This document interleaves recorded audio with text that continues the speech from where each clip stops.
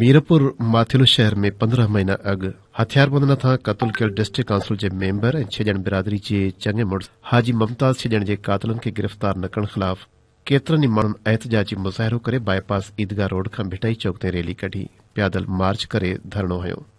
ऐं एसएसपी घोटकी समेत घोटकी पुलिस ऐं कातलनि ख़िलाफ़ छिती नारेबाज़ी कई। एहतजाज में छेजण बिरादरी सां गॾु जेयूआई, पाकिस्तान तहरीक इंसाफ़, पीपी शहीद भुट्टो ऐं ॿियनि सियासी समाजी तंज़ीमुनि जे कारकुननि शिरकत कई। इन मौक़े ते मक़तूल जे भाउ हाजी गुल मोहम्मद छेजण, अब्दुल जब्बार छेजण, अब्दुल गफ़ार छेजण, कादरी चन्नड़, निसार बोज़दार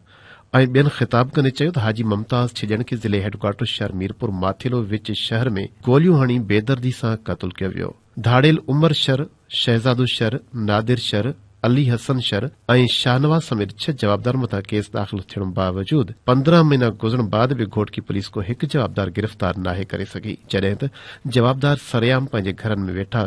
हथियारनि जी नुमाइश करे खेनि मौत मार धमकियूं ॾेई रहिया आहिनि। पर एसएसपी घोटकी उमर तोफेल समेत ॿिया पुलिस ऑफिसर